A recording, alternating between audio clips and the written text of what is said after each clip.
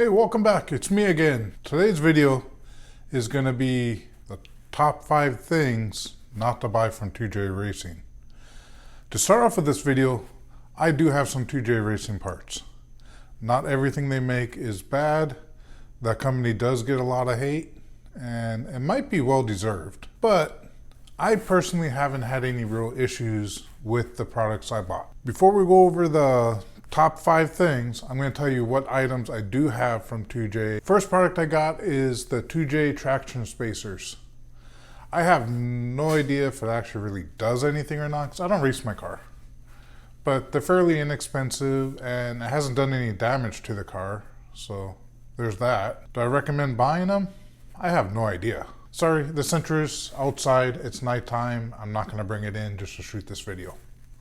So you get a Mustang for the background. All right, next thing is going to be the short shifter with the Darwin?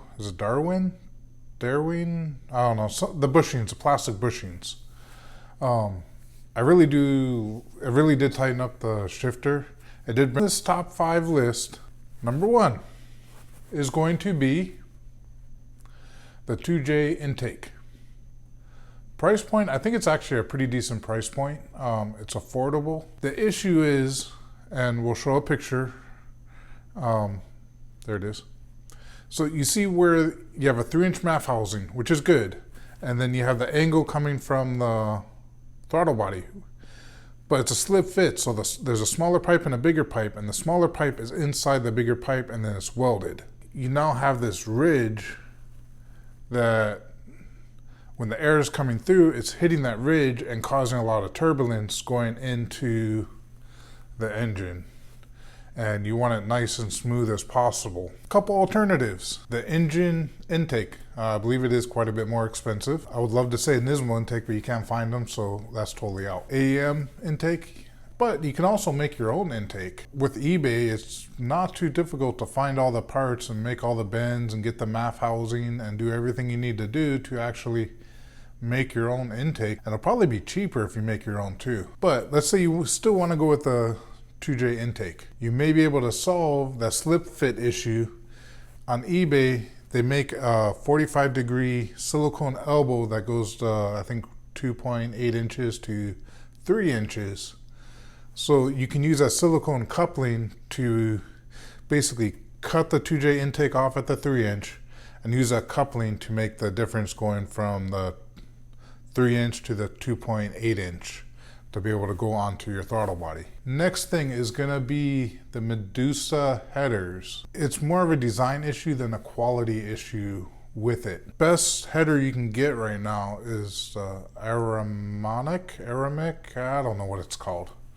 But that's really the best design header you can get. You get all those crazy bends and it's not, you don't want a whole bunch of bends coming right after your exhaust ports. So another alternative would be like picking up a set of used headers where there's, you can get some off of eBay for cheap. I would actually probably rather have an eBay header than that Medusa first gen header. The 2J headers look cool, but that's really what they're designed for. They're more functional. Next is going to be the cams. They have a reputation of being called soft serve cams. And that's just because they just like wear down for, I don't know what reason. I've never seen anything like it. They use like the cheapest possible cam manufacturer, regrinding or something. I don't know. But they just fail all the time. You look at how many people have posted about these cams. It's just, I don't know. And they don't back up their issues. That's really disturbing. Alternative for the cams, look at JWT. Talk to your tuner, find out, what they recommend. That was number 3. Now we're on to number 4. Any type of engine work.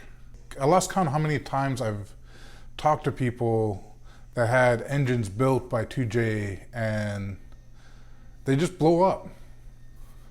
It's not just one single fail point, it's just they always blow up. But there's something wrong there. There shouldn't be this many engines being blown up after they've been built. I mean, these engines, some of them aren't even lasting a year. There's a lot of them that, 6-8 months, the engine blows up. That's not normal. I'm sorry. The Sentra is not a Subaru. Changing your engine out is not normal maintenance for these cars. They should not blow up like that. Number 5, finally, we're getting somewhere. Yay! So number 5 is going to be tuning. I would like to say is a hit or miss with 2J, but it seems like mostly it's a miss. Either the car is tuned and it blows up, or the car is tuned and it's so much like factory that the people can't even tell the difference that it was tuned. What's the point of spending all this money to get your car tuned and getting up rev and you can't feel any difference? A lot of these people that's had their cars tuned, the drivability has gone to shit. If any of you guys have a 2J tune file that you want to send, we can take a look and deep dive on what he does to his tune versus a stock tune. I got a feeling he's not doing a whole lot with the ROM files. Definitely spend the money, get someone good to tune. I personally having Bobby Haskell do the tune on my Sentra. All right, so we got some honorable mentions. First is going to be the 2J clutch. His clutches that he was selling was basically eBay clutches that they spray painted black. That just doesn't sit well with me. So if you're gonna go that route, just go ahead and get an eBay cheap clutch. You can get a $1 can of spray paint and paint it yourself. I'm a big fan of Clutch Master. I've used them in the past. I've had very good experience with Clutch Master. eBay clutches are $100. Clutch Master, you're looking at like $500. So yeah, there's a price difference there, but you get what you pay for. My 2 cents. Well, I don't think I have 2 cents right now. All right, thank you for watching. Hopefully you got something out of this video. Please like, subscribe. I don't care. Anyway, aloha. Peace out. Catch you in the next one. Cheese.